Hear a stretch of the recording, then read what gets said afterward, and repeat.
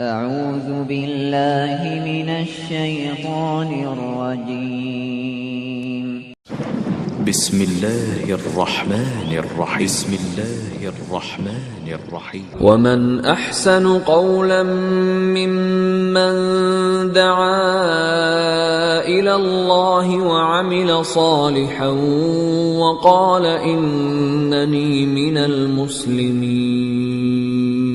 محدثاتها وكل محدثة بدعة وكل بدعة ضلالة وكل ضلالة في النار.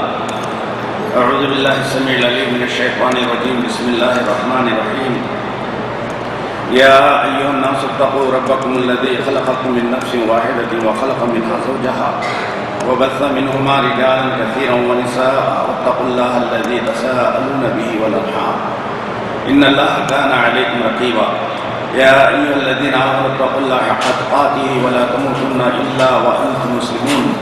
يا أيها الذين آمنوا اتقوا الله وقولوا قولا سديدا يصلح لكم أعمالكم ويغفر لكم ذنوبكم ومن يطع الله ورسوله فقد فاز فوزا عظيما. قال الله تبارك وتعالى في القرآن المجيد: لقد جاءكم رسول من أنفسكم عزيز عليه ما عنتم حريص عليكم بالمؤمنين رؤوف رحيم. وقال في موضع آخر: لقد كان لكم في رسول الله أسوة حسنة لمن كان يرجو الله واليوم الآخر وذكر الله كثيرا. سامعین کرام، تمام قسم کی تعریف حمد و ثنا و تحلیل رب العالمین کے لیے جو پوری دنیا اور پوری کائنات کا پالنے والا، کائنات کا نظام چلانے والا، کائنات میں بسنے والی ساری مخلوق کا جو رازق ہے، مشکل کشا، حاجت روا، ساری عبادتیں اسی کے لیے ہونی چاہیے جو عبادتوں کا مستحق ہے۔ درود و سلامتی ہو نبی اکرم صلی اللہ علیہ وسلم پر، جن کو اللہ نے اس کائنات کے لیے رحمت بنا کر بھیجا، جنہوں نے کائنات کے اندر توحید کا بولبالا کیا، اللہ کی وحدانیت کو واضح کیا۔ لا تعداد و لا محدود درود و سلامتی ہو کہ جن کو کل قیامت کے دن اللہ تبارک و تعالی حوض کوثر کا ساقی بنائے گا، جو میدان حشر کے شافعی رہیں گے، اور جن کے ہاتھ میں اللہ تعالی حمد کا لوا دے گا، جس میں سارے انبیاء کرام ہوں گے۔ اللہم صلی علی محمد وعلی آل محمد کما صلیت علی ابراہیم وعلی آل ابراہیم انک حمید مجید۔ اللہم بارک علی محمد وعلی آل محمد کما بارکت علی ابراہیم وعلی آل ابراہیم انک حمید مجید۔ سامعین کرام، آج انشاءاللہ آپ لوگوں کے سامنے نبی اکرم صلی اللہ علیہ وسلم کی سیرت سے ہم کیسے استفادہ کریں، مختصر آپ لوگوں کے سامنے انشاءاللہ پیش کروں گا۔ تو آج موضوع کے میں نے کچھ حصے الگ کیے ہیں۔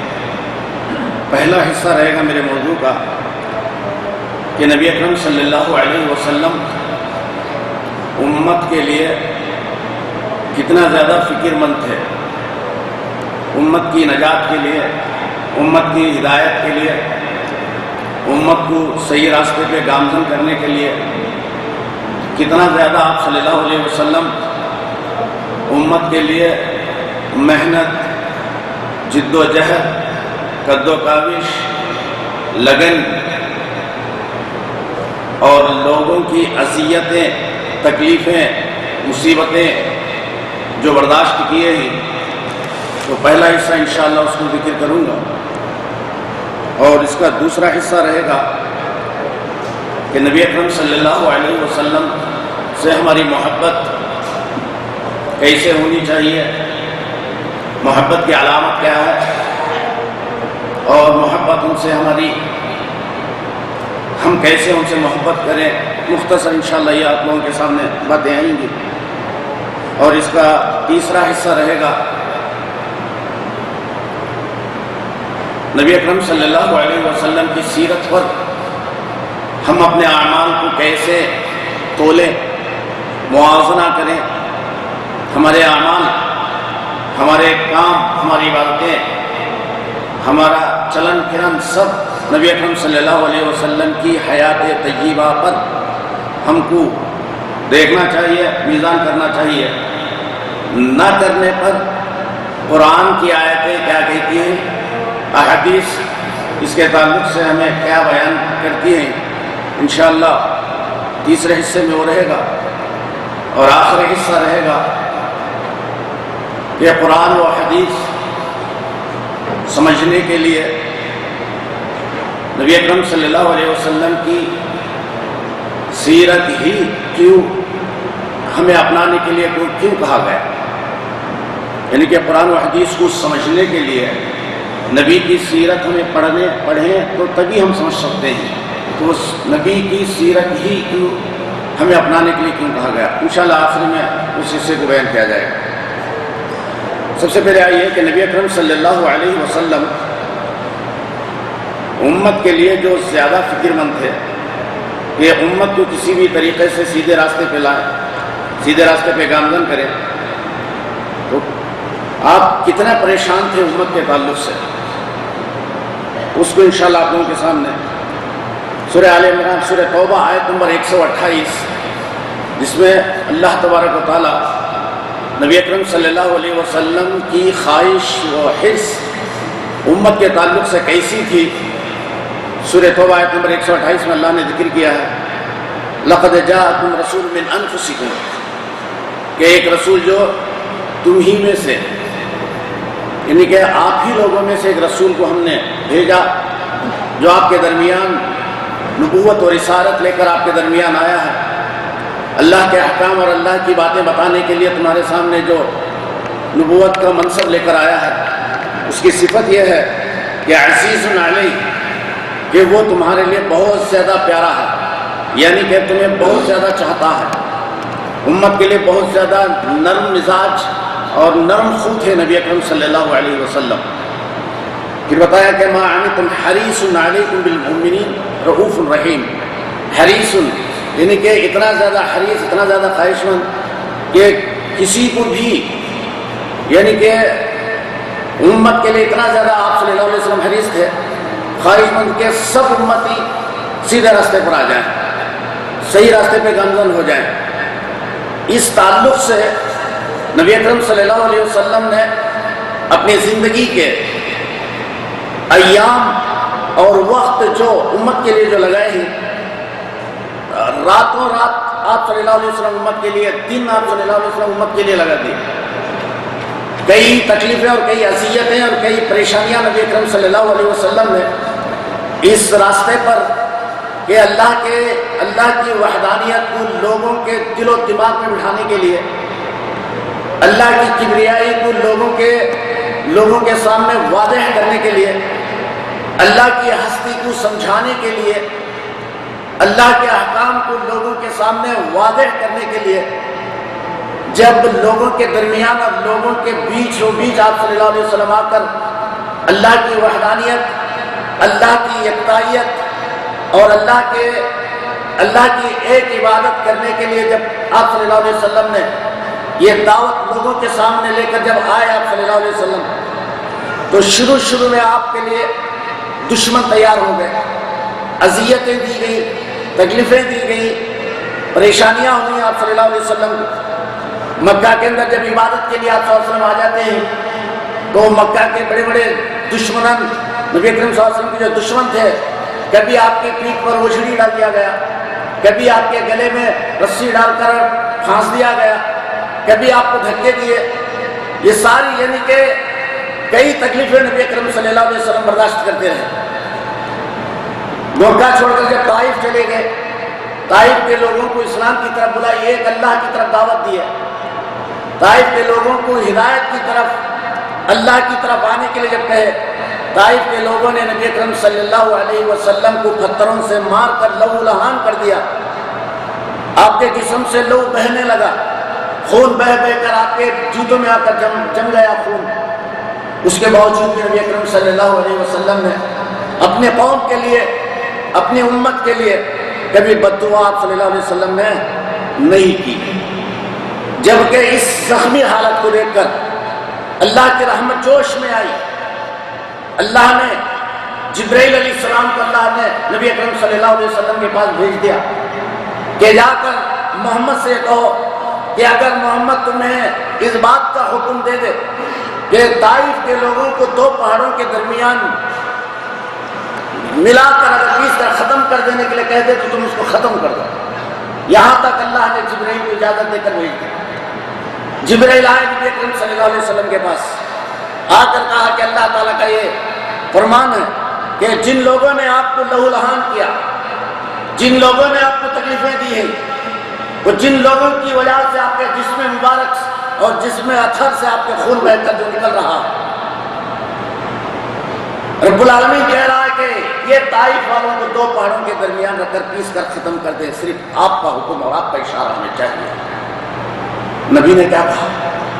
حریص علی، عزیز علی، حریص، بہت زیادہ فکر مند ہے۔ نبی نے جبرائیل سے کہا کہ نہیں، مجھے یہ طائف والوں کو ختم کرنا نہیں ہے، یہ لوگ مجھے پہچانتے نہیں، جانتے نہیں، اور اگر یہ لوگ مجھے جان لیں تو کبھی مجھے یہ لوگ تکلیف نہیں دیتے۔ نبی اکرم صلی اللہ علیہ وسلم نے طائف والوں کے حق میں دعا کرتے ہیں، اللہم اہد قومی، اللہم اہد قومی فإنہم لا يعلمون، اے اللہ یہ میری قوم کو تو ہدایت دے، یہ لوگ مجھے جانتے نہیں ہے کہ میں کیا ہوں۔ پھر اللہ کے نبی نے کہا اگر یہ لوگ ایمان نہ لائیں تو ان کے پیچھے آنے والی جو نسل ہے وہ لوگ اسلام کے سپہ سالار بنیں گے، اسلام کے پاسبان بنیں گے، اسلام کے شہدائی بنیں گے اور اسلام کے محافظ بن کر نکلیں گے۔ ویسے ہی کہ ان کے طائف والوں کی نسل سے اتنے زبردست سپہ سالار اور شہدائی نکلے کہ نبی اکرم صلی اللہ علیہ وسلم پر اپنے دل و جان اور مال کو قربان کرنے کے لیے تیار ہوتے ہیں۔ الغرض نبی اکرم صلی اللہ علیہ وسلم امت کے لیے بہت زیادہ فکر مند ہے۔ آئیے واقعات کے اندر دیکھتے ہیں کہ اللہ تبارک و تعالیٰ نے دنیا میں جتنے انبیاء کرام آئے سارے انبیاء کرام کو اللہ تعالیٰ نے ایک دعا دی کہ تم اپنے امت کے حق میں اس دعا کو اگر تم کر لو گے، اسے دعا مستجابہ کہا جاتا ہے کہ قبول ہونے والی دعا، یعنی کہ اگر کوئی بھی نبی اپنے قوم کے حق میں اگر وہ دعا کر لے تو اللہ تعالیٰ اس دعا کو قبول کرے گا، اور نبی کی جو ڈیمانڈ اور نبی کی جو مانگ اور جو طلب اور جو دعا ہے اس کو اللہ تعالیٰ پورا کرے گا۔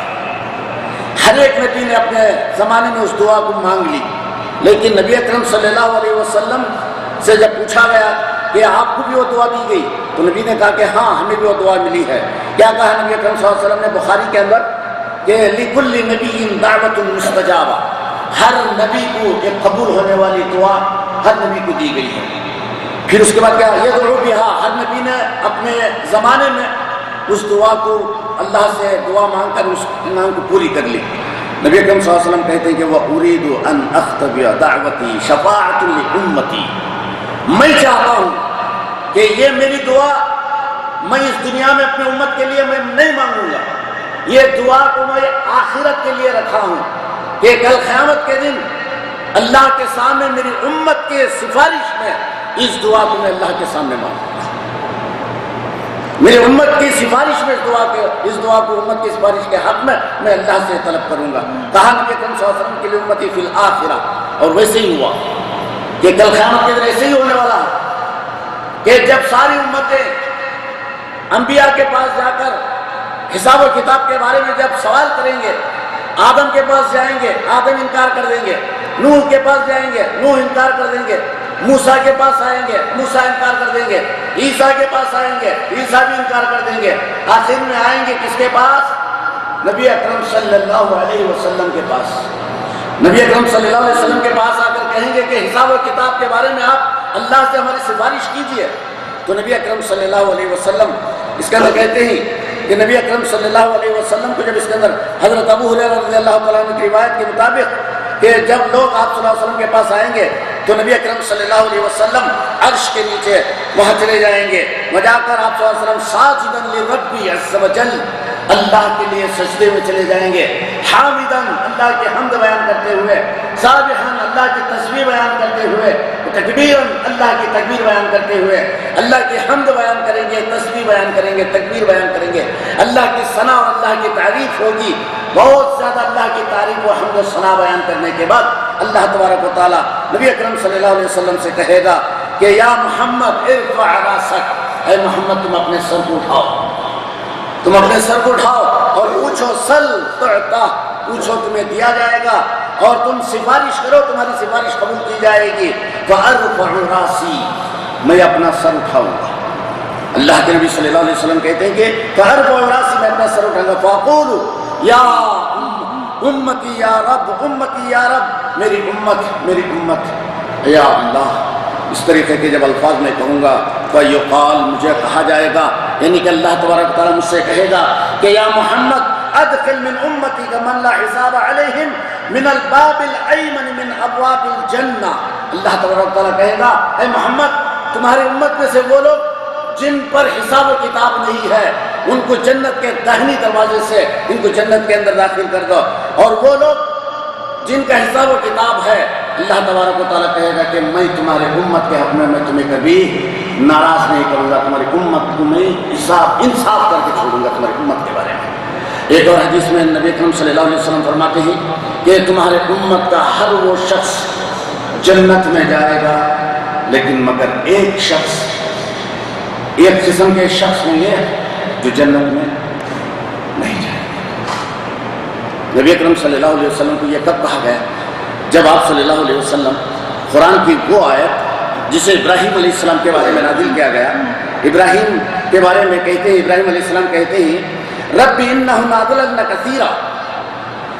ابراہیم علیہ السلام نے اللہ تعالیٰ سے کہا کہ اللہ میرے قوم کے لوگوں نے بہت سے لوگوں کو گمراہ کر دیا، میرے قوم کے لوگوں نے کئی لوگوں کو گمراہی کے راستے پر لگا دیا، گمراہ کر دیا۔ ومن تبعنی فانہ منی، لیکن یہ جو لوگ گمراہ ہوئے ہیں ان میں سے جو صحیح راستے کو سمجھ کر میرے راستے پر آ گیا فانہ منی، یعنی وہ میرے راستے پر یعنی ہدایت کے راستے پر ہے۔ ومن عصانی فانک غفور رحیم، اور اگر جو میری نافرمانی کیا تو زیادہ معاف کرنے والا اور رحم کرنے والا ہے۔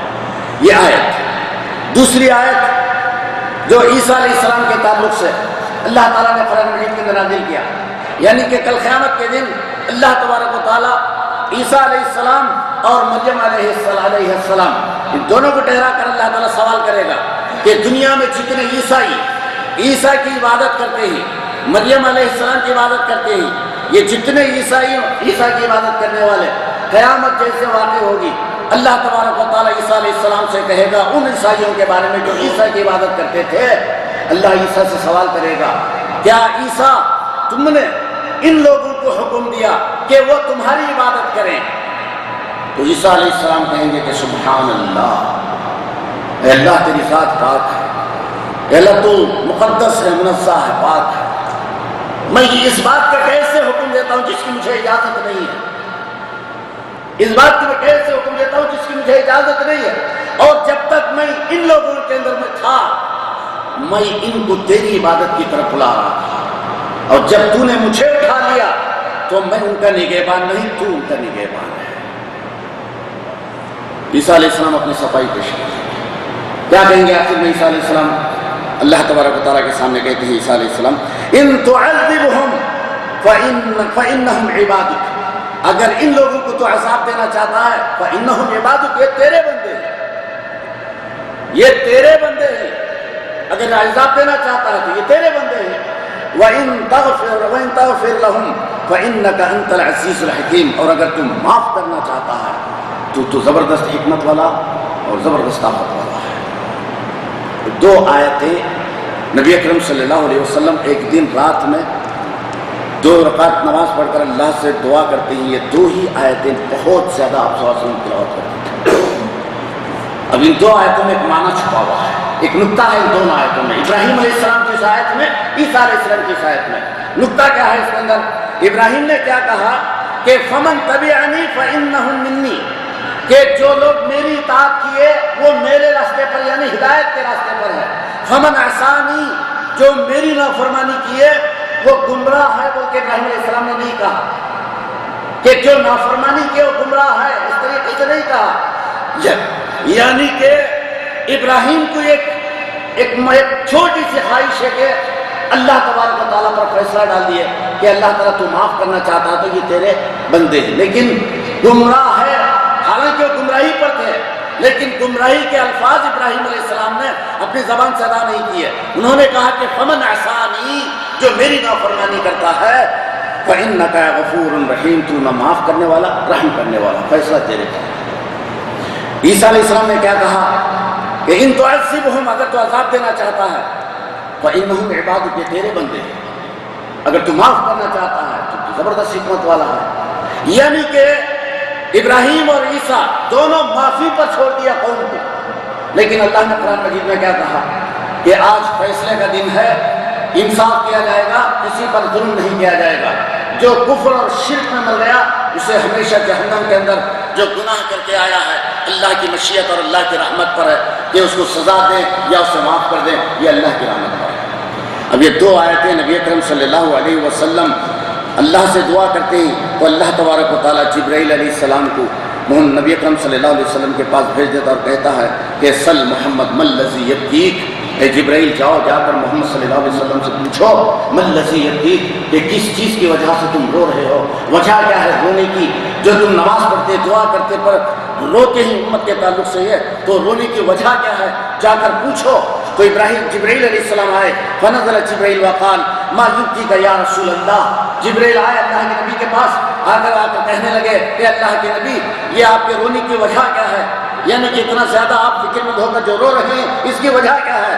تو قال امتی امتی یا جبرائیل امتی امتی.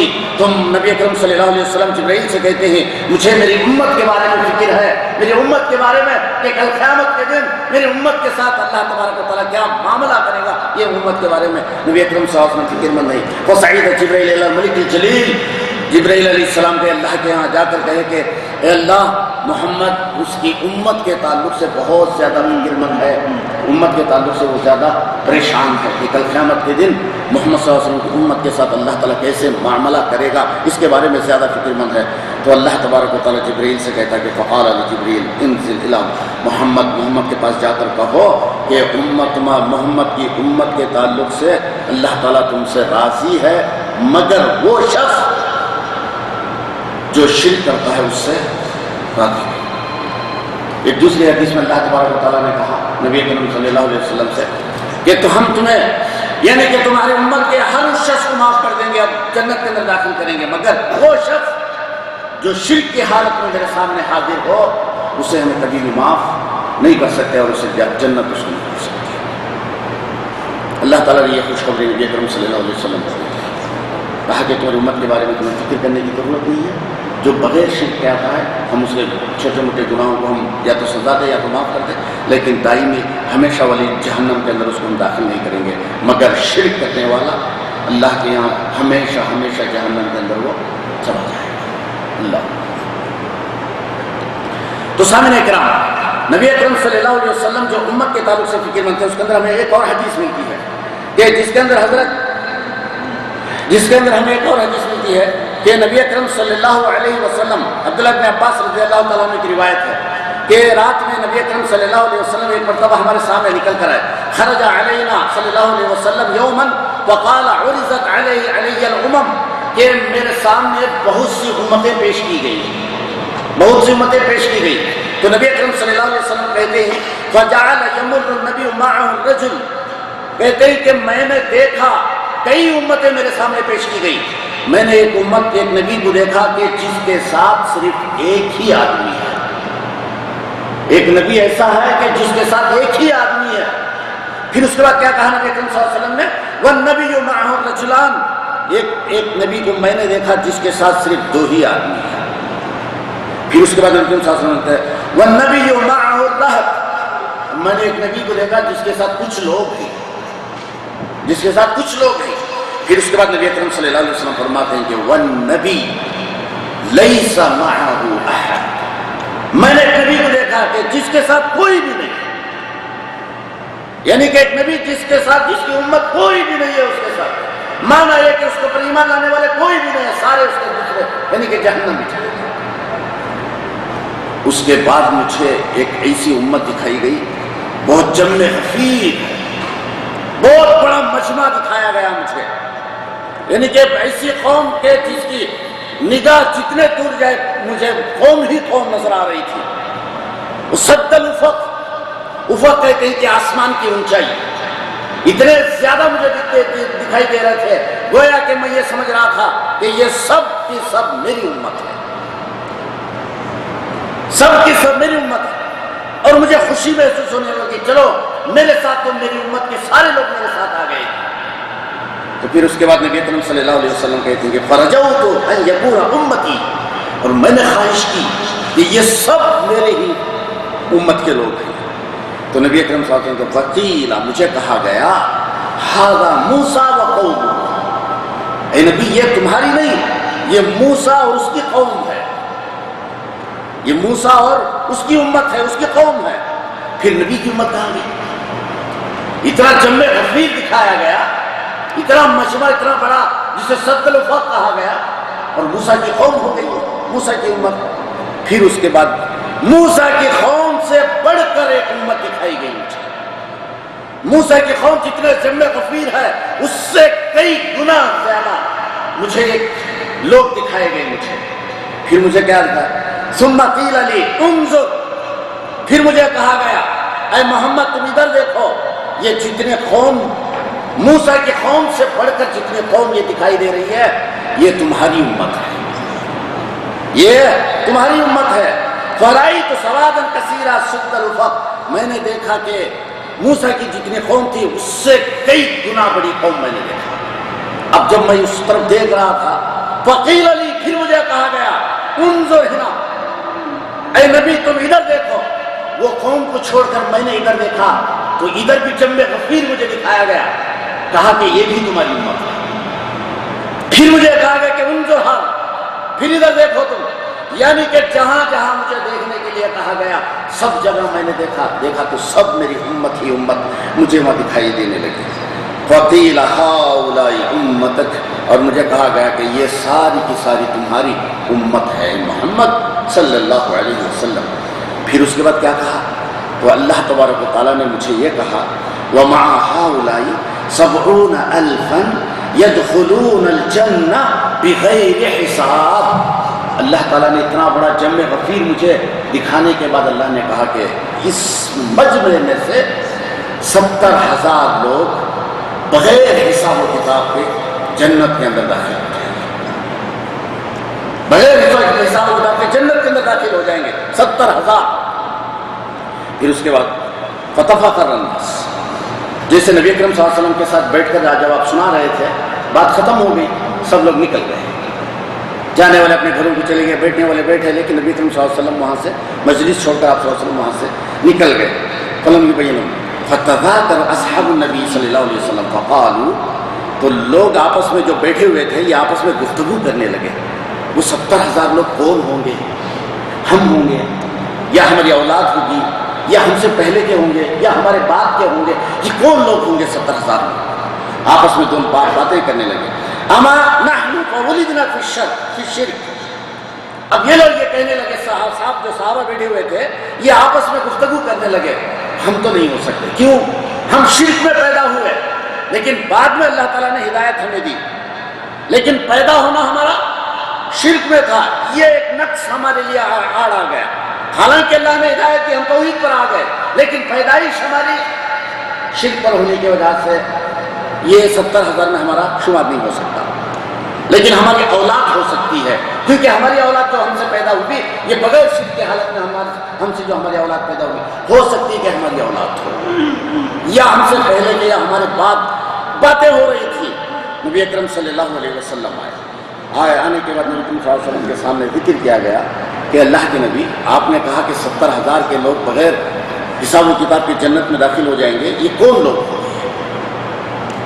ان کی علامتیں کیا ہوں گی؟ یہ کس دور کے لوگ ہوں گے؟ تو نبی اکرم صلی اللہ علیہ وسلم فرماتے ہیں کہ دور اور زمانے کا ذکر نہیں کیا، لیکن علامتیں نبی اکرم صلی اللہ علیہ وسلم نے ذکر کی ہیں۔ کیا علامتیں ذکر کی گئی؟ ہم الذین لا یتطیرون، پہلی علامت کیا بتائی نبی اکرم صلی اللہ علیہ وسلم نے؟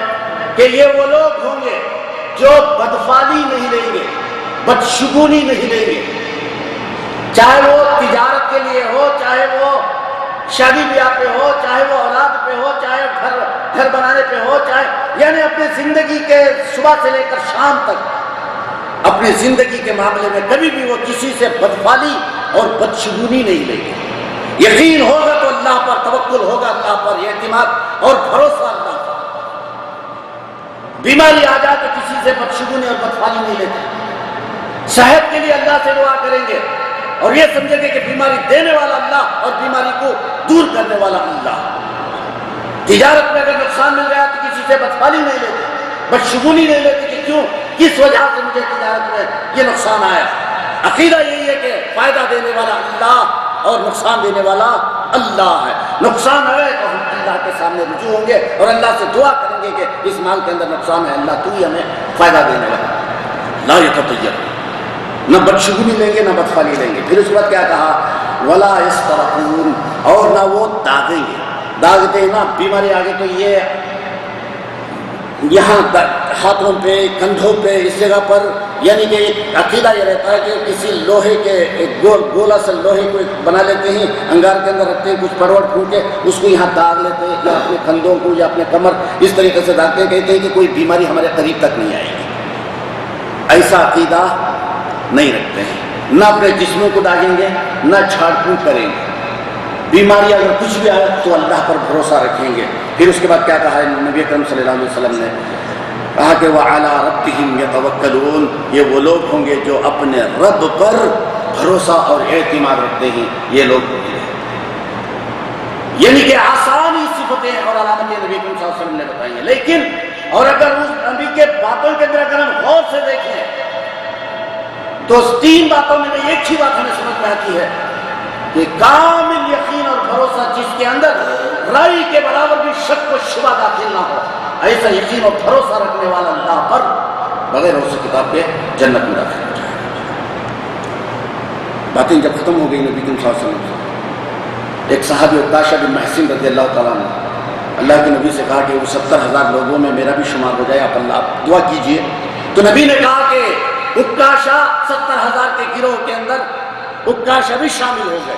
یعنی کہ جیتے جی عکاشہ کے لیے نبی صلی اللہ علیہ وسلم نے کہا کہ تمہیں کل قیامت کے دن بغیر حساب کتاب کے وہ 70,000 گروہ کے ساتھ تمہیں بھی جنت میں داخل کر دیا جائے گا. فقال کہا، پھر فقام آخر دوسرا آدمی اٹھا، فقال امنہم انا، اللہ کے نبی کیا میں بھی اس کے اندر داخل ہو سکتا ہوں؟ فقال نبی صلی اللہ علیہ وسلم سبقک بہا عکاشہ، نہیں. اب عکاشہ جو جگہ تھی وہ عکاشہ نے بھرتی کر دی، اس کے بعد وہ 70,000 گروہ کے اندر کسی اور کا شمار نہیں ہو سکتا. 70,000 اللہ. کتنی بہترین باتیں نبی اکرم صلی اللہ علیہ وسلم نے بتائی. دیکھا جائے تو سب کا معنی ایک ہی نکلتا ہے، وَعَلَىٰ رَبِّهِمْ يَتَوَكَّلُونَ، کہ اپنے رب پر اور اپنے اللہ پر بھروسہ رکھتے ہیں. اعتماد اور یقین اللہ پر ہوتا ہے. اور یہ اعتماد اور یقین کیسے؟ اعتماد اور یقین صرف 2 مثالیں نبی کے دیتا ہوں کہ اعتماد اور یقین کسے کہتے ہیں. ایک نبی کا اعتماد اللہ پر کیسے ہوتا ہے. موسیٰ علیہ السلام فرعون سے اپنے قوم کو لے کر جب نکل گئے فرعون اپنے قوم کو لے کر سفر طے کرتے، سامنے آئے سمندر اور پیچھے سے فرعون اور فرعون کے قوم.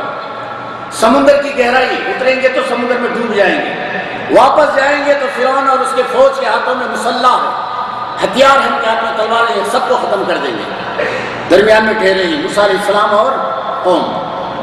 ایک نبی کا اعتماد دیکھو اللہ پر کیسے ہوتا ہے. قوم کے لوگوں کے اندر اعتماد کے اندر ڈگمگی تھی. یہ لوگ قوم کے لوگ، حالانکہ قوم کے لوگوں نے موسیٰ سے کہا کہ ہم فرعون کے ظلم و بربریت میں ہی ہم بہتر تھے، تم نے ہمیں یہاں ختم کرنے کے لیے یہاں لے کر آئے. وہاں سامنے جائیں گے تو سمندر کی گہرائی میں مر جائیں گے، واپس جائیں گے تو فرعون اور اس کی قوم کے لوگ ہمیں مار ڈالیں گے، تم مارنے کے لیے لے کر آئے. لیکن موسیٰ کا اعتماد کیسا تھا اللہ پر؟ نہ سامنے سمندر کی گہرائی سے ڈر ہے، نہ پیچھے فرعون اور اس کے مسلح ہتھیار قوم کے فوج سے ڈر ہے. اعتماد ہے اللہ پر. ذرا برابر بھی موسیٰ علیہ السلام وہاں نہ ڈرے نہ ڈگمگائے. کہا یہ اعتماد اتنا زیادہ اللہ پر کہ جب اللہ کا حکم ہے لے کر نکلنا تو میں نے لے کر نکل گیا. اور بچانے والا بھی، بولو بچانے والا بھی کون؟ اللہ ہے. معاملہ اللہ پر چھوڑ دیا. اللہ نے دیکھ آخری وقت تک اللہ نے موسیٰ کا کیوں پلٹ کر جب دیکھتے ہیں یہاں فوج قریب نظر آ رہی ہے, ایسا نہیں کہ بہت دور ہے چلو ہم ادھر ادھر بھاگ کے نکل جائیں گے, نہیں بالکل قریب آ چکی ہے. اس وقت تک اللہ تعالیٰ موسیٰ کو حکم نہیں دیا, جب تک کہ قوم فرعون اور اس کی قوم قریب تک نہ آ جائے, اس وقت آخری حد تک اللہ نے موسیٰ کا.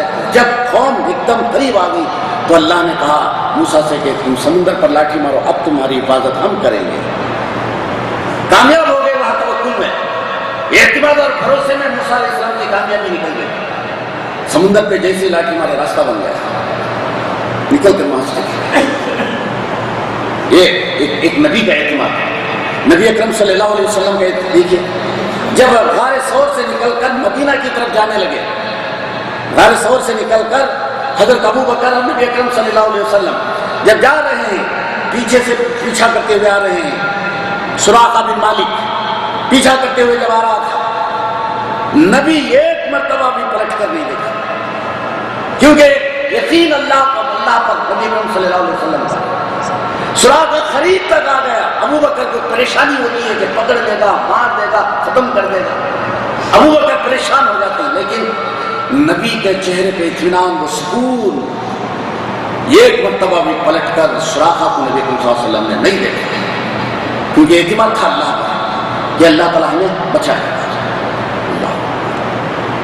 یہ انبیاء کے واقعات قرآن میں جو اللہ نے بیان کیے, اسی سے ہمیں سبق حاصل کرنے کے لیے, اولاد طلبی کے لیے اللہ پر یقین کیسے ہونا چاہیے. آج کل اگر شادی ہو جائے 2 سال 3 سال 4 5 سال اگر بیت جائے, اولاد نہیں ہوتی ہے, انتظار کیے 5 10 سال تک انتظار کیے, اولاد نہیں ہوتی ہے. بازو سے جو بڑھیا کوئی بھی آ کر کہہ دیتے ہیں کہ 10 سال انتظار کیے تم اولاد نہیں ہوتی, فلاں درگاہ کے پاس چلے جاؤ, فلاں پیر کے پاس چلے جاؤ, فلاں کے پاس وہاں سے تعویذ لاؤ, مٹی لاؤ, پلیتا لاؤ, یہ لاؤ, لا کر تم باندھ لو, خلاص تمہیں اولاد ہو جائے گی. بہکا دیتے ہیں. اعتماد کم ہو جاتا ہے, یقین کم ہو جاتا ہے, سب اس طریقے سے. لیکن اس اعتماد اولاد دینے والا اللہ ہے. اس اعتماد کو اگر تم طاقتور بنانا چاہتے ہیں تو زکریا علیہ السلام کی سیرت اٹھا کر پڑھو. زکریا علیہ السلام کی سیرت, سورہ مریم میں کیا کہا اللہ تعالیٰ نے, کوئی جوانی کے عالم میں نہیں تھے زکریا, بوڑھے ہو چکے تھے.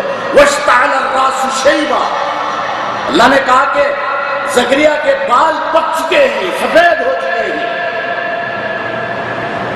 ہڈیاں کمزور ہو چکی ہیں, اور بیوی کس حالت میں ہے, بانجھ کی حالت میں ہے. بانجھ کہتے ہیں کہ بچے پیدا کرنے کی طاقت نہیں رہتی, ختم ہو گئی. بانجھ کی حالت میں بیوی, زکریا بڑھاپے کی حالت میں, ہڈیاں کمزور, کمر جھک گئی ہے. اور بے موسم کے پھل جب مریم کے پاس دیکھتے ہیں کہ یہ پھل کہاں سے آ گئے جب کہ موسم ہے ہی نہیں, تو مریم نے کہا کہ دینے والا رزاق جو ہے اس نے مجھے دیا ہے. اس ایک بات پر زکریا کے دماغ میں خیال آیا, اس ایک بات پر کہ بے موسم کے پھل جب اللہ تبارک و تعالیٰ کھانے کے لیے دے سکتا ہے تو مجھے اولاد نہیں ہے تو اولاد بھی اللہ مجھے دے سکتا ہے. مریم کے اس خوف کو لے کر آ گئے محراب پر, آ کر اللہ سے دعا کرتے ہیں. محراب پہ ٹھہرے ہو گئے نماز کے لیے, اللہ سے دعا کرتے ہیں کہ اللہ مجھے ایک صالح نیک اولاد چاہیے, بے وارث میں مرنا نہیں چاہتا. اولاد ایسی جو صالح اور نیک اولاد ہے. یقین اتنا زیادہ ہے زکریا کا اپنے دل میں کہ بے موسم کے پھل جب دے سکتا ہے اللہ تعالیٰ, مجھے بے اولاد ہے تو اولاد کیوں نہیں دے سکتا, اولاد چاہیے. اور کیا کہا, مجھے ایک وارث چاہیے, مجھے نیک اور صالح. محراب پہ بیٹھے بیٹھے دعا کے الفاظ ابھی ختم ہی نہیں ہوئے, جبرائیل پر خوشخبری لے کر آ گئے. ابراہیم زکریا کے لیے خوشخبری لے کر آ گئے کہ خوش ہو جاؤ زکریا, اللہ تمہیں ایک نرینہ, ایک کہنے کے نیک اور صالح اولاد, اور اس کا نام بھی اللہ نے چوائس کر کے دے دیا. یحییٰ نام لے کر اللہ نے زکریا علیہ السلام کو دیا. اللہ, کبھی سوچا کہ بیوی بانجھ اور ایک آدمی جو بڑھاپے کے آخری تیجیز میں جب چلا گیا, اولاد ہو سکتی. اب وہ خیال آیا زکریا کو, کہا اللہ سے کہا کہ میری بیوی تو بانجھ ہے، میں کمزور ہو چکا ہوں، مجھے کیسے ملے گی اولاد؟ جب خوشخبری سنا جبرائیل آ کر تو مجھے کیسے ملے گی؟ تو کہا کہ زکریا جب تمہارا وجود نہیں تھا تو ہم تمہیں وجود دیے، تو تمہاری اولاد کو وجود دینے میں ہمیں کیا مشکل ہے؟ جب اس دنیا میں تمہارا ہی وجود نہیں تھا تو ہم تمہیں دنیا کے اندر لے کر آئے، تو تمہاری اولاد کو دے سکتے ہیں۔ یہ اللہ پر یقین اور توکل ہونا چاہیے، ہر معاملے میں اللہ پر یقین اور توکل ہونا چاہیے۔ تو نبی اکرم صلی اللہ علیہ وسلم اس طریقے سے یعنی کہ امت کے لیے نبی اکرم صلی اللہ علیہ وسلم بہت زیادہ فکر و مند تھے۔ میں اس لیے یہ حصہ لے کر آیا کہ ہم جب سیرت پڑھتے ہیں نبی اکرم صلی اللہ علیہ وسلم کو، تو ہم سیرت کو پڑھتے ہیں تو کئی ناحیوں سے ہمیں سیرت کو پڑھنا چاہیے، سمجھنا چاہیے۔ اس ناحیے سے اگر ہم پڑھیں گے کہ نبی ہمارے لیے کتنے زیادہ فکر مند اور ہمارے لیے کتنے زیادہ تکلیفیں برداشت کیے ہیں نبی کریم صلی اللہ علیہ وسلم، تو نبی سے ہماری محبت کا ایک جذبہ بڑھنے لگتا ہے، نبی سے ہماری ایک محبت جوش میں آتی ہے۔ تو جب نبی کی محبت ہماری جوش میں آتی ہے تو نبی کے احکام کو ہمیں پھیلانے کے لیے، نبی کے حدیثوں کو پھیلانے کے لیے ہمارے اندر ایک جذبہ پیدا ہوتا ہے۔ یہ کب؟ جب نبی سے محبت ہو تو ہی ہوتا ہے، اور اگر محبت نہ ہو تو بولو نہیں۔ تو آئیے دوسرا حصہ جو محبت کے تعلق سے اس میں کہ نبی اکرم صلی اللہ علیہ وسلم سے محبت ہماری جان، ہمارے بیوی بچے، ہمارے ماں باپ، ہمارے مال، ہمارے سب نبی اکرم صلی اللہ علیہ وسلم کے قربان۔ ہماری محبت کس سے؟ نبی اکرم صلی اللہ علیہ وسلم سے۔ نبی سے ہماری محبت کے اندر اگر کچھ حصہ اگر کم ہو جائے، ہم مکمل مومن نہیں ہو سکتے، ہمارا ایمان مکمل نہیں ہو سکتا۔ اور حدیث کیا کہتی ہے کہ حضرت عمر رضی اللہ تعالیٰ نے نبی اکرم صلی اللہ علیہ وسلم کے پاس، صحیح بخاری کے اندر، کہ عمر بن خطاب آئے، آ کر نبی اکرم صلی اللہ علیہ وسلم سے کیا کہا کہ قلت یا رسول اللہ لعنت احب الی من کل شیء الا من نفسی۔ عمر نبی اکرم صلی اللہ علیہ وسلم جا کر کہے کہ اللہ کے نبی آپ میرے نزدیک بہت زیادہ پسند، یعنی کہ میں آپ کو بہت زیادہ چاہتا ہوں، من کل شیء، ہر چیز سے آپ میرے نزدیک بہت زیادہ پسندیدہ، یعنی کہ میں بہت زیادہ آپ کو چاہتا ہوں، الا من نفسی، مگر میری جان مجھے پیاری ہے۔ عمر نے کہا کہ میری جان مجھے پیاری ہے، یہ چھوڑ کر باقی کے سارے چیزوں میں آپ میرے نزدیک بہت زیادہ پسند اور بہت زیادہ آپ پیارے ہیں۔ تو نبی اکرم صلی اللہ علیہ وسلم نے کہا، فقال نبی صلی اللہ علیہ وسلم لا والذی نفسی بیدی حتی اکون احب الیک من نفسی۔ کہا کہ نہیں، والذی، اللہ کی قسم کھا کر کہتے ہیں نبی اکرم صلی اللہ علیہ وسلم، والذی نفسی بیدی، قسم ہے اس ذات کی جس کے ہاتھ میں محمد کی جان ہے۔ آپ مکمل مومن نہیں ہیں جب تک کہ تمہاری جان بھی یعنی کہ تم اپنے جان کو بھی چھوڑ کر مجھ سے زیادہ پیار کرو، جب تک تم مکمل مومن نہیں ہو سکتے، تمہارا ایمان تکمیل پر نہیں ہے۔ تو نبی اکرم صلی اللہ علیہ وسلم جب یہ بات کہہ دیے، فقال له عمر، تو نبی اکرم صلی اللہ علیہ وسلم سے عمر نے کہا، فإنه الآن واللہ لأنت احب الی من نفسی، اللہ کے نبی میری جان سے بھی بڑھ کر آپ میرے نزدیک بہت زیادہ پیارے اور محبوب ہیں۔ اس کے بعد نبی کریم صلی اللہ علیہ وسلم نے کیا کہا، الآن یا عمر، اے عمر اب تمہارا ایمان مکمل ہوا۔ اللہ، نبی سے ہماری محبت، ہر معاملے میں ہمیں نبی سے محبت، شخصی اعتبار سے، اخلاقی اعتبار سے، عبادتی اعتبار سے، معاملاتی اعتبار سے، اور آپ کے فرامین کے اعتبار سے، احادیث کے اعتبار سے، چال چلن بول، ہر معاملے میں ہم نبی سے اگر محبت ہو جائے، سمجھو اللہ تعالیٰ کی ہماری کامیابی ہو جائے گی، اللہ کی ہماری کامیابی ہو جائے گی۔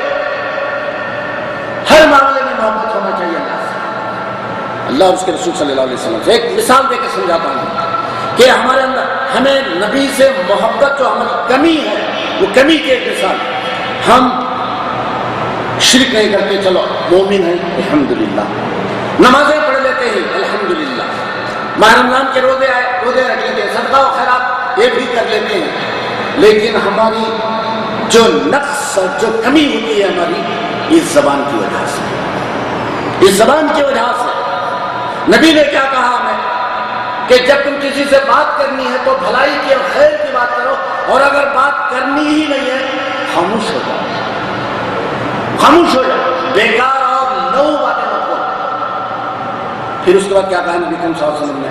المسلم من سلم المسلمون من لسانہ و یدہ، مسلمان وہ ہے کہ جس کی زبان اور جس کے ہاتھ و پیر سے دوسرے مسلمان محفوظ رہے، صحیح سلامت رہے۔ زبان سے صحیح سلامت رہتے ہیں نا، تو نبی کریم صلی اللہ علیہ وسلم نے کہا کہ صحیح مسلم وہ ہے جو اپنے زبان سے کسی سامنے والے کو تکلیف نہ دے۔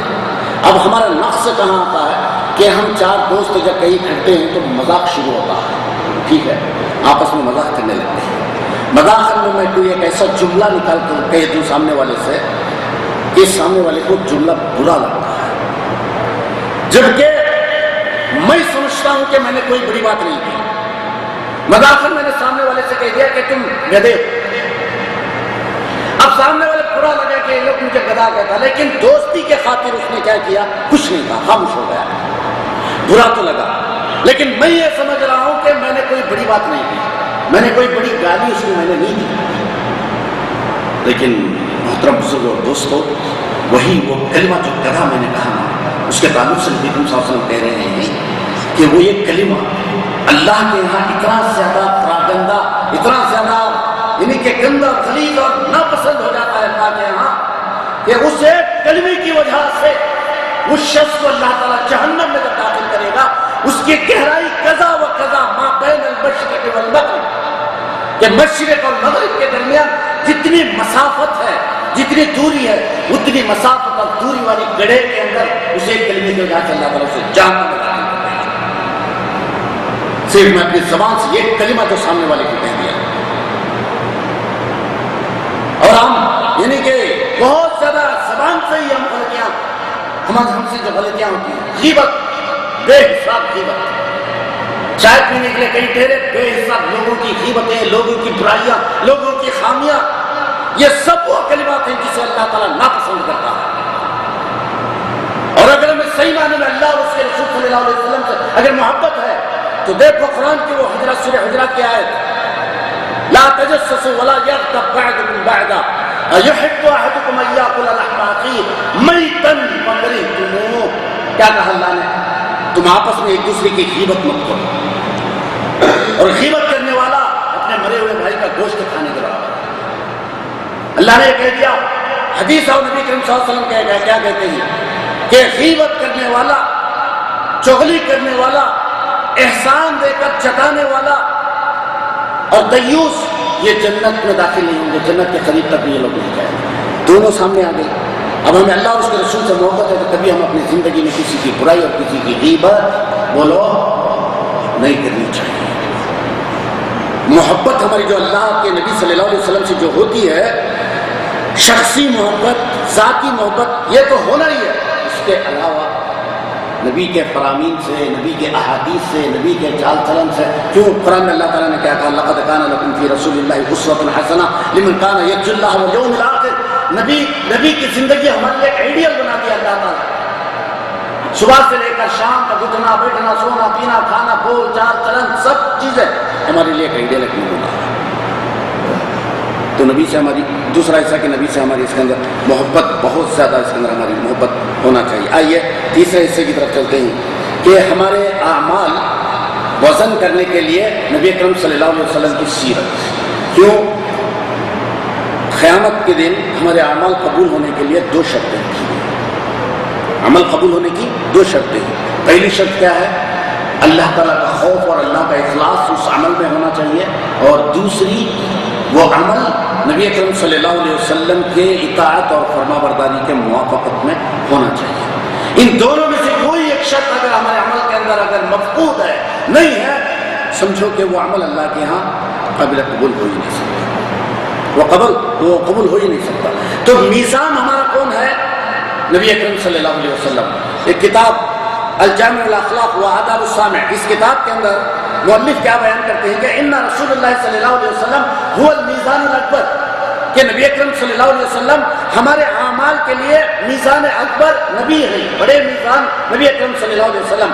فعلیہ تعرض الاشیاء، ہمارے سارے اعمال اس میزان پر پیش کیے جائیں گے، نبی پر پیش کیے جائیں گے، تولے جائیں گے نبی کے سامنے، علی خلقہ وسیرتہ وہدیہ وعباداتہ وعقیدتہ، سب یعنی کہ جتنے اشیاء جس میں سے اخلاق ہے، جس میں سیرت ہے، جس میں عبادت ہے، جس میں عقیدہ ہے، جس میں معاملات ہیں اور جس میں رہن سہن ہے، جس میں یعنی کہ میل ملاپ، سب چیزیں نبی اکرم صلی اللہ علیہ وسلم جو میزان ہے اس میزان پر پیش کیے جائیں گے، تولے جائیں گے۔ وما وافقها فهو حق، جو یہ اشیاء نبی کے میزان سے جب وافقت میں آ جائیں گے وہ حق ہے، وہ اللہ کے یہاں قابل قبول ہو جائیں گے۔ وما خالفها، اور جو نبی کے میزان کے مخالف میں اگر جو چلا جائے گا فهو باطل، وہ باطل ہے، اللہ کے یہاں چیز مردود ہے۔ میزان ہمارے کون؟ نبی اکرم صلی اللہ علیہ وسلم۔ ہمارا ہر عمل نبی کے نبی کے سامنے پیش، یہ نبی کے میزان پر تولا جائے گا۔ اسی لیے نبی صلی اللہ علیہ وسلم نے کیا کہا؟ اللہ نے نبی کے تعلق سے کہا ما آتاکم الرسول فخذوہ وما نہاکم عنہ فانتہوا، نبی جو چیزیں تمہیں دیتی ان چیزوں کو تم لے لو، اور جن چیزوں سے تمہیں نبی نے منع کیا ہے ان چیزوں سے تم رک جاؤ۔ تو ہمارے اعمال کس پہ تولے جائیں گے؟ نبی کے احادیث پر، نبی کے فرامین پر تولے جائیں گے۔ اور اگر جو مخالفت کریں گے تو قرآن کی آیتیں کیا کہتے ہیں دیکھیے، قرآن کیا کہتا ہے؟ یا ایھا الذین آمنوا اطیعوا اللہ واطیعوا الرسول ولا تبطلوا اعمالکم ان الذین کفروا وصدوا عن سبیل اللہ ثم ماتوا وهم کفار فلن یغفر اللہ لهم۔ کیا کہا اللہ نے سورہ محمد آیت نمبر 33 اور 34؟ کیا کہا اللہ نے؟ اے لوگوں جو ایمان لے آئے، اللہ اور اس کے رسول صلی اللہ علیہ وسلم کی اطاعت کرو، ولا تبطلوا اعمالکم، تم اپنے عملوں کو برباد مت کرو، ان الذین کفروا، وہ لوگ جو انکار کیے، کفر کیے، وصدوا عن سبیل اللہ، اور اللہ کے راستے کو روک لیے، یعنی کہ حق آیا تو حق کو اپنائے نہیں، نبی کا حق آیا تو نبی کا حق کو اپنائے نہیں، چھوڑ دیے، راستے کو روک لیے، ثم ماتوا، اور اسی حالت میں وہ مر گئے، انتقال ہو گئے، وہ کفر کی حالت میں مر گئے، وہم کفار، وہ کفار ہیں، وَلَن يَغْفِرَ اللَّهُ لَهُمْ، اللہ تعالیٰ انہیں ہرگز معاف نہیں کرے گا، اللہ انہیں ہرگز معاف نہیں کرے گا۔ اب اس آیت کے اندر اللہ نے کیا کہا؟ وَلَا تُبْطِلُوا أَعْمَالَكُمْ، تم اپنے عملوں کو برباد مت کرو۔ کیسے برباد ہوں گے ہمارے عمل؟ جبکہ میں کوئی عمل کرتا ہوں تو میرے اندر یہ نیت ہے کہ مجھے اجر ملے گا، مجھے ثواب ملے گا، میں اللہ کی رضا کے لیے کرتا ہوں، تو عمل کیسے برباد ہوگا؟ اگر میں کوئی عمل کرتا ہوں تو میں اس نیت سے کرتا ہوں کہ اللہ مجھے اجر دے گا، نیکی ثواب ملے گا، اللہ مجھ سے خوش ہوگا، میں اللہ سے خوش ہو جاؤں گا۔ لیکن اللہ کیا کہہ رہا ہے؟ وَلَا تُبْطِلُوا أَعْمَالَكُمْ، تم اپنے عملوں کو برباد مت کرو۔ کیسے برباد ہو جائیں گے؟ جبکہ میری نیت ہے کہ مجھے نیکی ملے، اجر ملے۔ اب برباد کیسے ہوں گے؟ اس عمل کو ہم دیکھیں نبی کی حدیث پر، وہ جو عمل میں کرتا ہوں وہ طریقہ اٹھا کے نبی کے طریقے کے اوپر دیکھیں ہم، اور اگر وہ میرا طریقہ نبی کے طریقے سے اگر ملتا ہے تو وہ عمل قبول ہو جائے گا، اور اگر جو میں نے عمل کیا وہ عمل اگر نبی کے طریقے سے اگر نہیں مل رہا ہے تو تبطلوا اعمالکم، ہمارے عمل برباد ہو جائیں گے، ہمارے عمل برباد ہو جائیں گے۔ اب وہ عمل دین اسلام کے اندر کوئی بھی عمل نیکی اور سمجھ کر کریں گے۔ آپ نمازوں کا مسئلہ لے لیں، طریقہ نماز کا، صبح یعنی کہ تکبیر تحریمہ سے لے کر آخری سلام تک جو جتنا طریقہ ہے وہ طریقہ نبی سے ثابت ہے، اس طریقے کو اگر آپ اسی طریقے کے مطابق اگر پڑھو گے نماز قبول ہوگی۔ اور اگر اس طریقے کے اندر کسی امام کے قول کا طریقہ لے کر آ جائیں، فلاں کا قول کا طریقہ، اگر یہ سمجھ کر نماز پڑھے کہ ہمارے امام نے نہ رکعت یہاں بدلنے کے لیے کہا اور ہمارے امام نے یہ صورت نہیں پڑھنے کے لیے کہا، وہ دعا نہیں پڑھنے کے لیے، اس نیت سے اگر نماز پڑھو گے اللہ کی قسم تبطلوا اعمالکم، اللہ تعالیٰ اس عمل کو برباد کر دے گا۔ جی کتنی آیتیں اللہ تعالیٰ نے اس تعلق سے بیان کی ہیں، ڈرایا ہے اللہ تبارک و تعالیٰ، فَلْيَحْذَرِ الَّذِينَ يُخَالِفُونَ عَنْ أَمْرِهِ، اللہ نے ڈرایا کہ تمہیں ڈرنا چاہیے، نبی کی مخالفت کرتے پر تمہیں ڈرنا چاہیے، اَيَّأْتِيَكُمْ عَذَابٌ أَوْ فِتْنَةٌ، کہ تمہارے سامنے اللہ کا عذاب یا کوئی فتنہ آ کر تمہیں گھیرے میں نہ لے، نبی کی مخالفت کرنے پر۔ میں یشاقق رسول، جو اللہ اور اس کے رسول کو جو تکلیف دیتے ہیں ان کے لیے کل قیامت کے دن دردناک عذاب اللہ تبارک و تعالیٰ تیار کر کے رکھا۔ تکلیف کیسے دیں گے ہم اللہ اور اس کے رسول کو؟ بولو، ہم اللہ اور اس کے رسول کو تکلیف کیسے دیں گے؟ جبکہ قرآن میں اللہ تعالیٰ کہہ رہا ہے کہ جو اللہ اور اس کے رسول کو تکلیف دے گا، تنگ کرے گا، تکلیف کرے گا، تکلیف دے گا، اسے دردناک عذاب کل قیامت کے دن تیار کر گا۔ تکلیف کیسے دیں گے ہم؟ وہ اعمال کریں گے جسے نبی کریم صلی اللہ علیہ وسلم نے نہیں کیا ہے۔ ان عملوں کو ہم دین اسلام کا نام دے کر وہ عمل پیدا کریں گے، وہ طریقے، وہ راستے ہم پیدا کریں گے جسے نہ نبی نے کیا ہے، نہ نبی نے اس کی طرف اشارہ کیا۔ دور حاضر میں کتنے ایسی بدعتیں و خرافات ہمارے سامنے آئی تھی، کتنے ایسی بدعتیں و خرافات، وہ خرافات اور وہ بدعتیں کہ یعنی کہ شیعوں کے اندر، کفار کے اندر رہنے والی بدعتیں و خرافات آج ہم مسلمانوں کے اندر وہ آ جاتی ہیں۔ رسم و رواج، شادی بیاہ پر رسم و رواجیں، آدمی اگر مر گیا تو اس پر رسم و رواجیں، مرنے کے بعد رسم و رواجیں۔ اللہ نے جو دن پیدا کیے ہیں اس میں دنوں کو منحوس سمجھنا، اس کے اندر رسم و رواجیں۔ اللہ نے جو مہینے پیدا کیے ان مہینوں میں سے کسی مہینے کو خاص کر کے منحوس سمجھنا، اس میں نہ شادی بیاہ کرے، نہ اس مہینے میں اگر کوئی مر جائے تو سمجھو کہ یہ کوئی کے پاپ مہینے کی نحوست کی وجہ سے مر گیا ہے۔ اللہ، یہ سب وہ طریقے ہیں اللہ اور اس کے رسول کو تکلیف دینے والی چیز۔ زمانے کو برا بلا کہتے ہیں، اللہ کو برا بلا کہنے کے برابر ہے۔ کسی روز، کسی دن، کسی مہینے کو اگر آپ برا بلا کہو، سمجھو کہ آپ اللہ کو برا بلا کہہ رہے ہیں۔ دن اور زمانہ اور مہینہ، سال کس نے پیدا کیے؟ اللہ نے پیدا کیا۔ اللہ کو برا بلا اور اللہ کو گالی دینے کے برابر ہے۔ تو ہمارے اعمال جب تولے جائیں گے تو ہم صحیح اس نبی کے میزان کے برابر تولے جانا چاہیے۔ اور اگر اس کے اندر کوئی شرک و بدعت و خرافات اگر آ جائے تو کبھی اللہ تعالیٰ کا خیانت کو قبول نہیں کرے۔ اللہ اکبر۔ حوض کوثر پر جب نبی کریم صلی اللہ علیہ وسلم بیٹھیں گے جب وہاں حوض کوثر میں جب پانی پلاتے رہیں گے، قوم کے قوم دو چوک درجوک آئیں گے وہاں حوض کوثر پر، فرشتے باڑ لگا دیں گے، فرشتے وہاں روک دیں گے، نبی پہچانیں گے یہ تو ہماری امت کے لوگ ہیں، آنے دو، یہ امتی یہ میری امت کے لوگ ہیں۔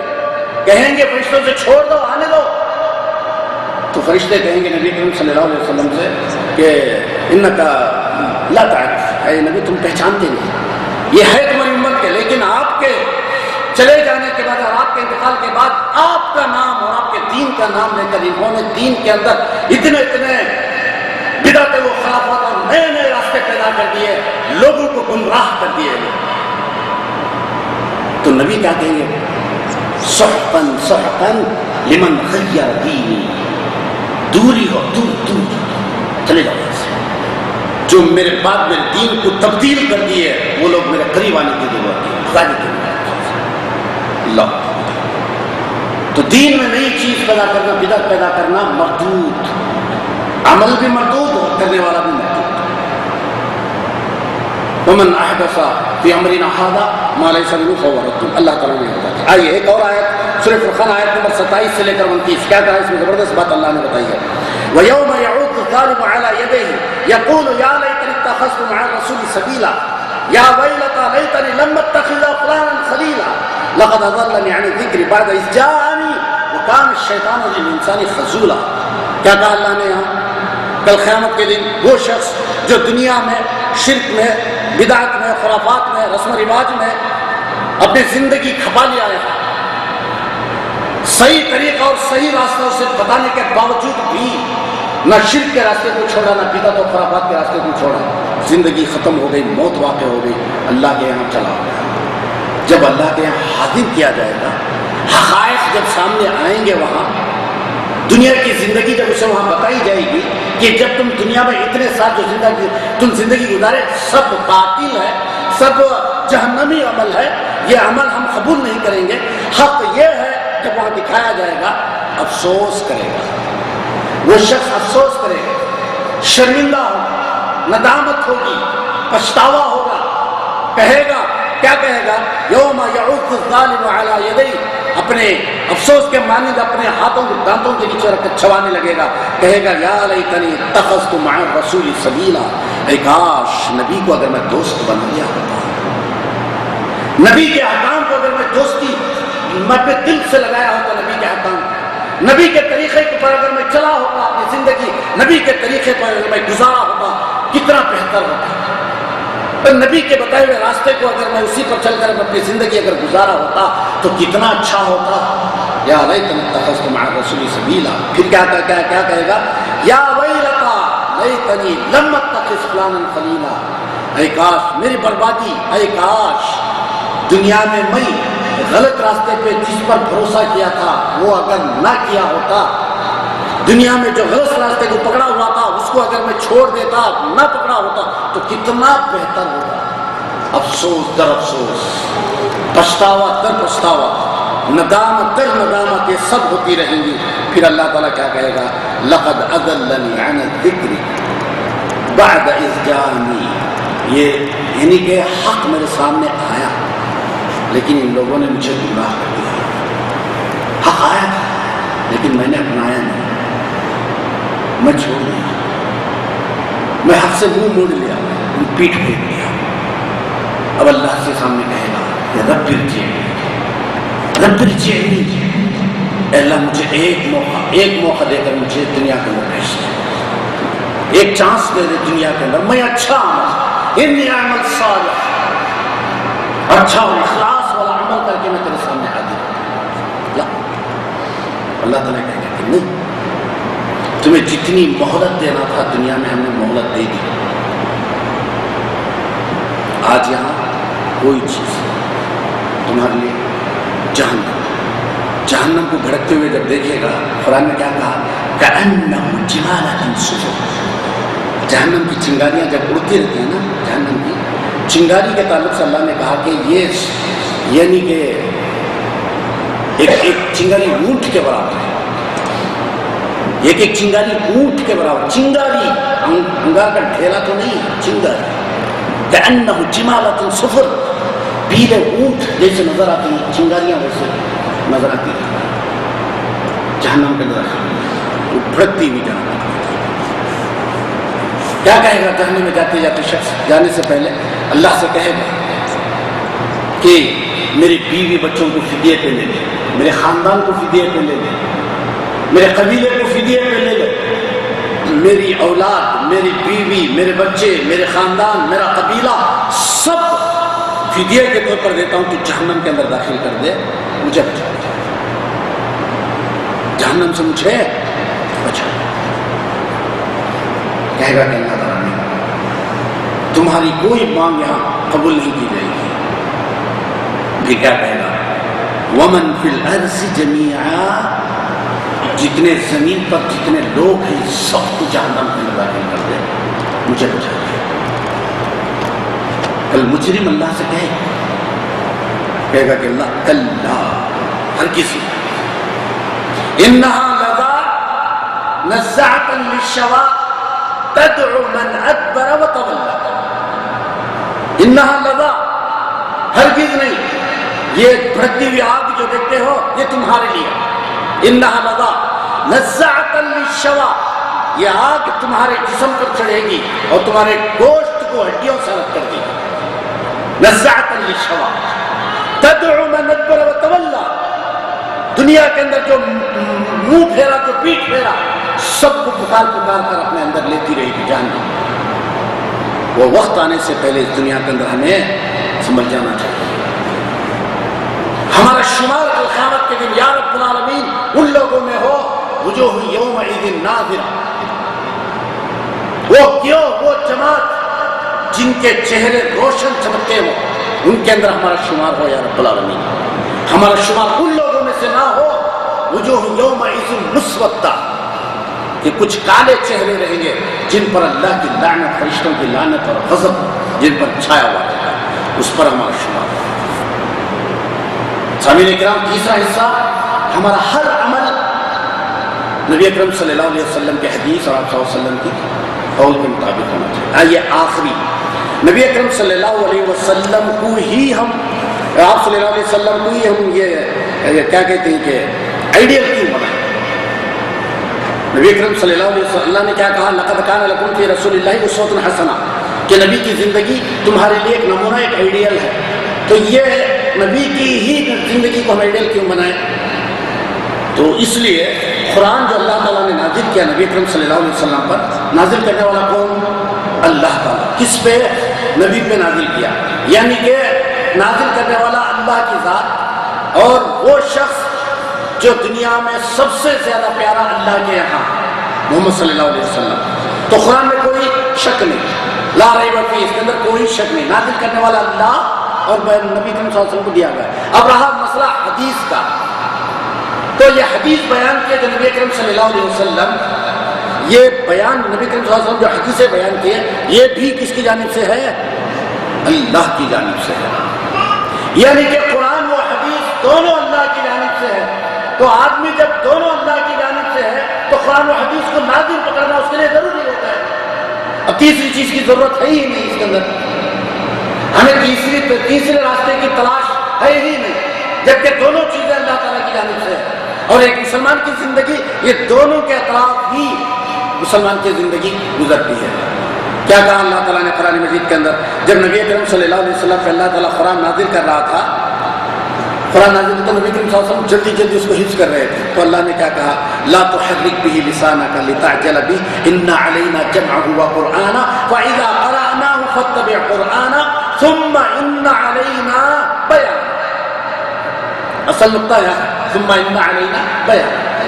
جب نبی کریم صلی اللہ علیہ وسلم پہ قرآن نازل کیا، بہت زیادہ زبان کو حرکت کر رہے تھے یاد کرنے کے لیے، تو اللہ نے کہا کہ اپنی زبان کو حرکت مت دو، یاد کروانا، تمہارے دل و دماغ میں بٹھانا، یہ ہمارا کام ہے۔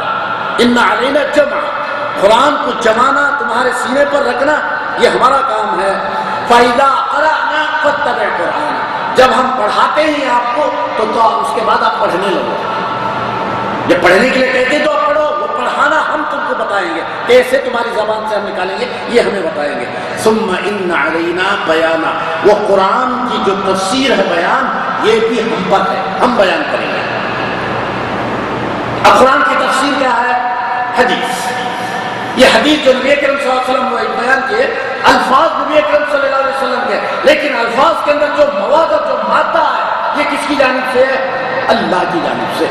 جیسا کہ سورہ نجم کی آیت گواہی دیتی ہے، وَمَا يَنطِقُ عَنِ الْهَوَىٰ إِنْ هُوَ إِلَّا وَحْيٌ يُوحَىٰ، نبی اپنی جانب سے، اپنی خواہش اور اپنے من سے نبی کوئی بات نہیں کہتا، جو بھی بات کرتا ہے وحی کے ذریعے سے نبی کو بتائی جاتی ہے۔ یعنی کہ دین اسلام کے اندر نبی اکرم صلی اللہ علیہ وسلم جتنی احادیثیں آپ نے بتائی ہیں، سب احادیثیں نبی اللہ تعالیٰ نے نبی کو وحی کے ذریعے سے بتائی اور نبی نے ہمارے سامنے واضح کی ہے۔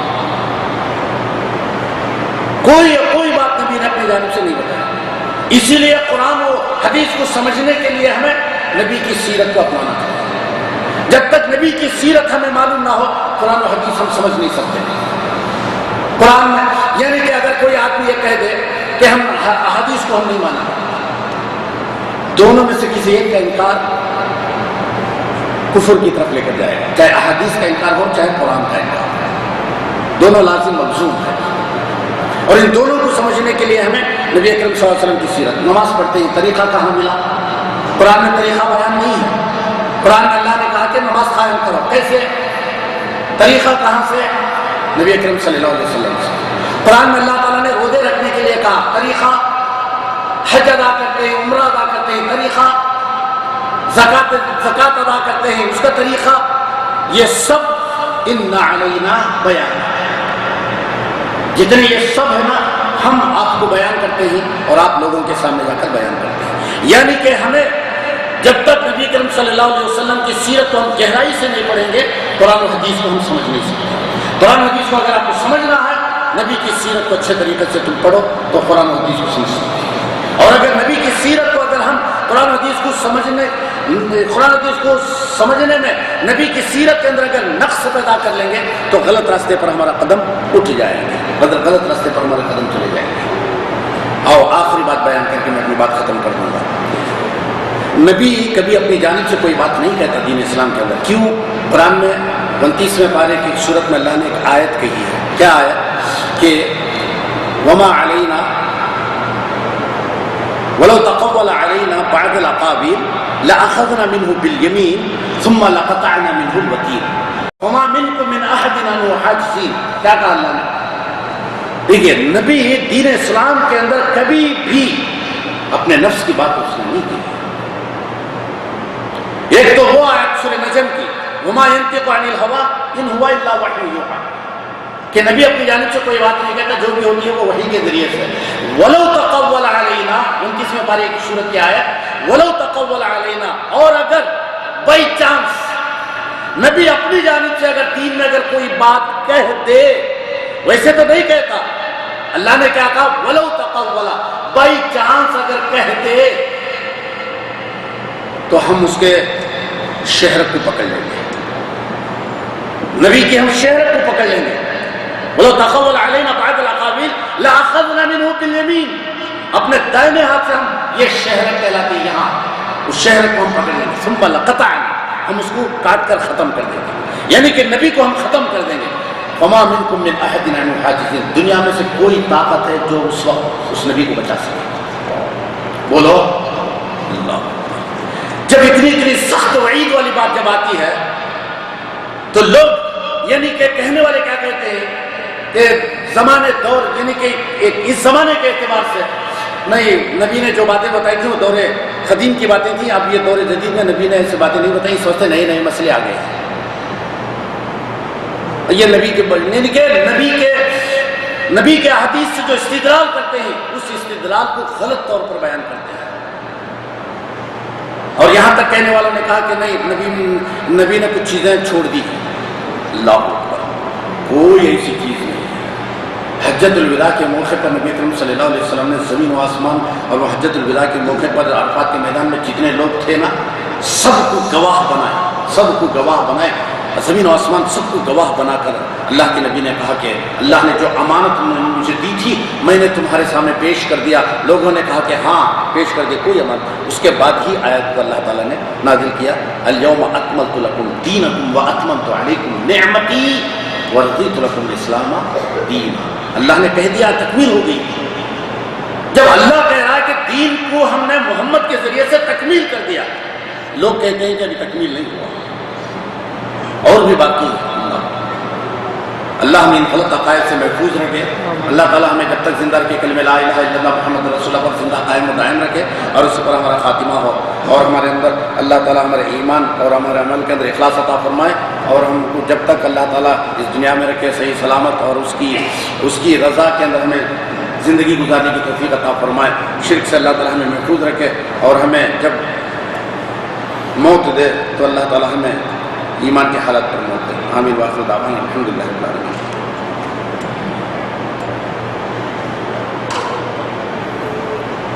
70,000 جنت میں جانے والے لوگوں کی علامتیں اگر کسی اور میں بھی پائے جائے تو کیا وہ جنت میں جانے والوں میں شمار کیا جائے گا، یا وہ 70,000 والا کوٹا فل ہو گیا ہے؟ دیکھیے حدیث میں جو بیان ہے کہ اللہ تعالیٰ کے نبی صلی اللہ علیہ وسلم نے فلاں لوگ ہی محدد نہیں کیے ہیں کہ فلاں، یعنی کہ میرے زمانے کے 70,000 یا تمہارے زمانے کے یا اس سے پہلے کے، یہ ایسا نبی نے کوئی محدد نہیں کیا. علامتیں بتا دی نبی کریم صلی اللہ علیہ وسلم نے، میں نے بتایا نا وہ علامتیں. تو جیسے نبی کے کہنے کے مطابق ان علامتوں پر ویسے 100% اگر اترتا ہے تو اللہ کی رحمت وسیع ہے، ہو سکتا ہے کہ وہ 70,000 میں اس کا بھی شمار کر دیں. جیسے نبی نے کہا ویسے 100% اگر اترتا ہے، اس میں سے اگر رائے کے دانے کے برابر بھی اگر کوئی شک و شبہ ہے تو شمار. جزاک اللہ خیر.